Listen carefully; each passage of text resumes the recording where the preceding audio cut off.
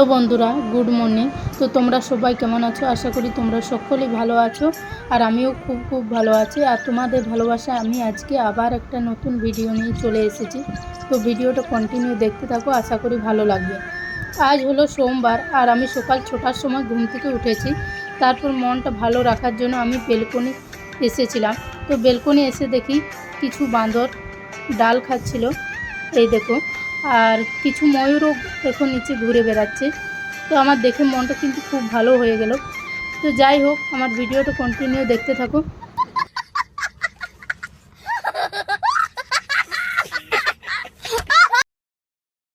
তারপর ফ্রেশ হওয়ার জন্য আমি কিন্তু ব্রাশ করতে চলে এসেছি। এসে পর দেখি যে একটাতে কোলগেট আছে আর একটাতে কোলগেট নেই, কিন্তু আমিও ছাড়ার পাত্রী নই। তো যেটাতে কোলগেট নেই এটার কিন্তু আমি অন্তিম সংস্কার করেই ছাড়বো, মানে এটার আমি কেটে কুটে তারপরেই ছাড়বো। লাস্ট পর্যন্ত কিন্তু আমি কোলগেটটার অপারেশন করেই দিয়েছি, কারণ এতে 2-3 দিন আরামসে চলবে। তারপর আমি সকালে সমস্ত কাজ সেরে নিয়েছি। তারপর বিছানাটা ভালো করে গুছিয়ে নিচ্ছি। আর ভোর 4টের সময় ডিউটি চলে গেছে, তো অন্য জায়গায় গেছে, আসতেও অনেকটা লেট হবে, তাই আমি একাই আছি। আর আজ সোমবার বলে সকালে কিন্তু কোনো ব্রেকফাস্ট করিনি। আজ সোমবার, মহাদেবের পুজো করব বলে কিন্তু আমি সকাল থেকে উপোস করে আছি। আর এদিকে দেখো আমি বেলপাতা তুলতে এসেছি। তো বেলগাছটা কিন্তু অনেকটাই দূরে আমাদের কোয়ার্টার থেকে। শিব পুজো বলে কথা, তো বেলপাতা তো লাগবেই। আর তার জন্য আমি একা একা চলে এসেছি বেলপাতা তুলতে। কিন্তু অনেকটা রাস্তায় আমার ভয় লাগছিল, কারণ অনেক বাঁদর ছিল। আর বাঁদরগুলো কিন্তু হাতে কোনো জিনিস দেখতে পেলেই আচমকা অ্যাটাক করে, সেই জন্য আমার খুব ভয় লাগছিল।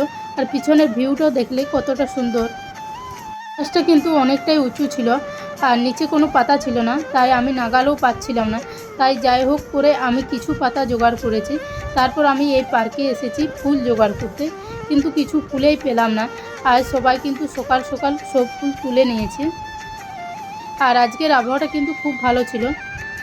তারপর আবার আমি অন্য জায়গায় গিয়ে কিছু ফুল জোগাড় করেছি। আর আমাদের যেহেতু কোয়ার্টারটা 3তলাতে, তাই আমি সিঁড়ি দিয়ে উঠছিলাম। তারপর বাড়িতে এসে দেখো আমি ভালো করে চুলটাতে একটু তেল নিয়ে নিচ্ছি। আজ শ্যাম্পু করব, সেই জন্য। না হলে আমি এমনিতে তেল ব্যবহার সেরকমভাবে করি না। আজ বর সকাল সকাল ডিউটি চলে গেছে বলে আজ সমস্ত কিছু ফুল বেলপাতা আমাকে নিজে একা সব কিছু জোগাড় করতে হলো। বাড়ির সমস্ত কাজ আমার কিন্তু করা হয়ে গেছে, ঝাড়ু পোছা সব কিছু লাগানো হয়ে গেছে। তারপর আমি কিন্তু আলপনা দিচ্ছি।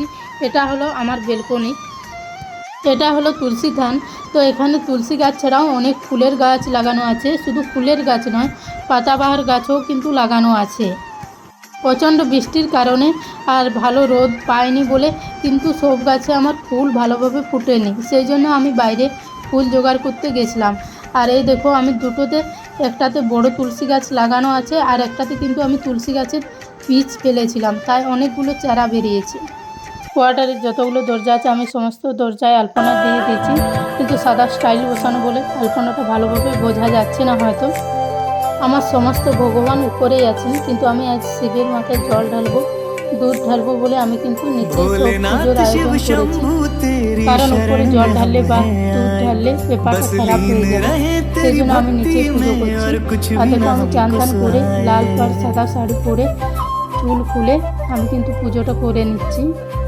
ओ भोलेनाथ शिव शंभू तेरी शरण में हम हैं आए, बस लीन रहे तेरी भक्ति में और कुछ भी न हमको सुहाए। देवों के देव मेरे महादेव हम तेरा ही ध्यान लगाए, इस रोम रोम और कण कण में। এবছর আমি বাড়িতে কিন্তু পুজোর সব সরঞ্জাম করেছি, অন্য বছর মন্দিরে গিয়ে পুজো করি। মন্দির অনেকটা দূর, আর তাছাড়া বর ডিউটি চলে গেছে, আর একা যাওয়া সম্ভব নয়, এই জন্য আমি কিন্তু বাড়িতেই পুজো করলাম। পুজো সেরে নেওয়ার পর আমি প্রসাদ খেয়েছিলাম, আর হালকা ফুলকা কিছু বানিয়ে খেয়েছিলাম। আজ সারাদিনটা কিন্তু আমার একাই কেটেছে। সারাদিনটা একা থাকতে হলে কিন্তু খুব খারাপ লাগে। তারপর দেখো আমি রাতের বেলায় তালের লুচি বানিয়েছিলাম। আমাদের তালের লুচি কিন্তু খেতে খুব ভালো লাগে। তো আমার ভিডিওটা এখানেই শেষ করলাম। তো চলো, টাটা, বাই বাই, ভালো থেকো, সুস্থ থেকো।